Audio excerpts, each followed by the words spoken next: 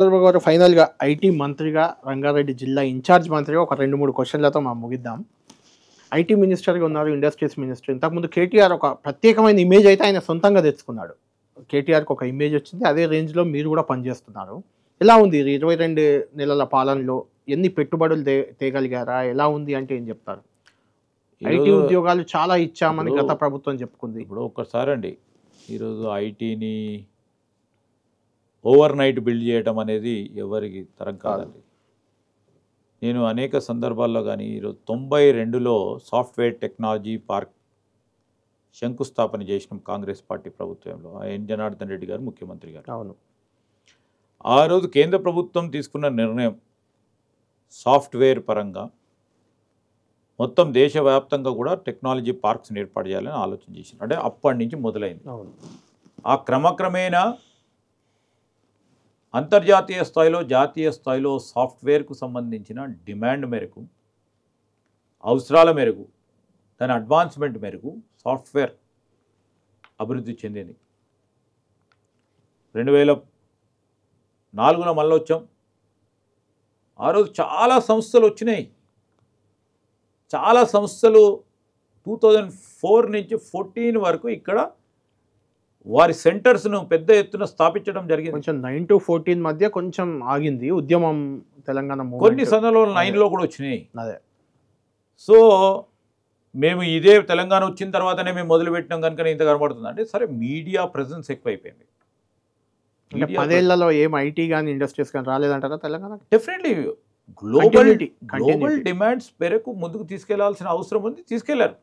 మేము కాంటలేము. మేము మొన్న కూడా నిన్నగాక మన ముఖ్యమంత్రి గారు కూడా మాట్లాడారు. అవును. ఏదైతే మంచి ప్రభుత్వ పరంగా విధానం ఉంటుందో దాన్ని ముందుకు తీసుకెళ్లే కార్యక్రమం చేస్తాం. బేషిజాలు లేవు. సో దాని పరంగా అప్పుడు ఉన్న అంతర్జాతీయ స్థాయిలో, జాతీయ స్థాయిలో ఆ డిమాండ్ కానీ దానికి ఉన్న అవసరాలను బట్టి ముందుకు తీసుకెళ్లే కార్యాచరణ తీసుకున్నారు, ముందుకు పోయినారు. అదేవిధంగా ఇంకా పెద్ద స్థాయిలో తీసుకెళ్లాలని ఆలోచన చేస్తూ ఉన్నాం.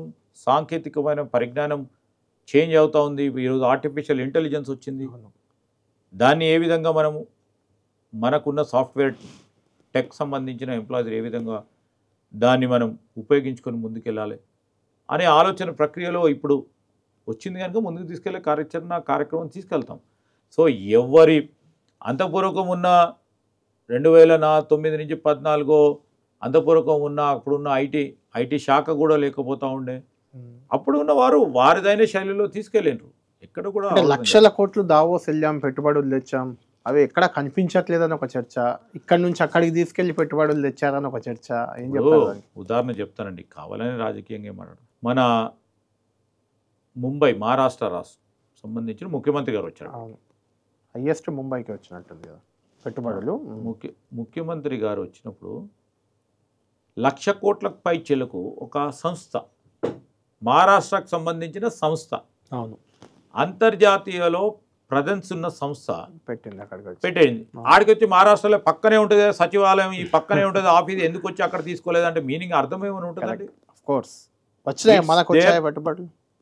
It's their priority. ఆ కంపెనీకి సంబంధించి మేము దావోస్లో చేసుకుంటే వారికి ఇంటర్నేషనల్ ప్రజెన్స్ కానీ, రేపు పొద్దున ఇంటర్నేషనల్ మార్కెట్ ప్రజెన్స్ కానీ, రేపు వారు 100 ఆలోచన చేస్తారు. నువ్వు ఇక్కడి నుంచి తీసుకుపోయి అక్కడికి చేసినావు అంటే రేపు మహారాష్ట్ర సచివాలయం పక్కనే ఉంటుంది వాళ్ళ ఆఫీసు. అవును, ఆఫీస్ పక్కనే ఉంటుంది కదా, నడుచుకుంటూ పోయి ఎందుకు అది కాదు. ఇది దిస్ ఇస్ నాట్ రైట్. ఎన్ని వచ్చాయి పెట్టుబడులు 22 నెలల్లో? 22 నెలల్లో దాదాపు 2,30,000 నుంచి 40,000 కోట్ల రూపాయలు అటు దావోస్ కానీ ఇక్కడ స్థానికంగా కూడా వచ్చి పెట్టుబడులు పెడతామని ఎంఓయూలు చేసుకోవటం జరిగింది. బట్ అన్నిటిని కూడా గ్రౌండ్ చేసే పనిలో ఉన్నాం. అవి గ్రౌండ్ దాదాపు వారి హయాంలో కానీ టైం పడుతుంది కానీ పడుతుంది. 60 to 70% ఎందుకంటే ఒక పరంగా ప్రభుత్వ పరంగా పాజిటివ్గా ఉండాలి, ప్రభుత్వం ఎంకరేజ్ చేయాలి, ప్రభుత్వం హ్యాండ్ హోల్డ్ చేసి ముందుకు తీసుకెళ్లే ప్రయత్నంలో ఎక్కడ కూడా వెనకాడతలేం. కానీ కొన్ని సంస్థలకు సంబంధించి కొన్ని ఫైనాన్షియల్ క్లోజర్ రాదు. వారు ఎంఓయూ చేసిన తర్వాత కొన్ని కంపెనీలో వాళ్ళ ఇబ్బందులు వస్తాయి, లేకుంటే వారి వ్యవస్థకు సంబంధించిన కొన్ని సాంకేతిక పరమైన ఇష్యూస్ వచ్చినప్పుడు వారు రాకపోవచ్చు.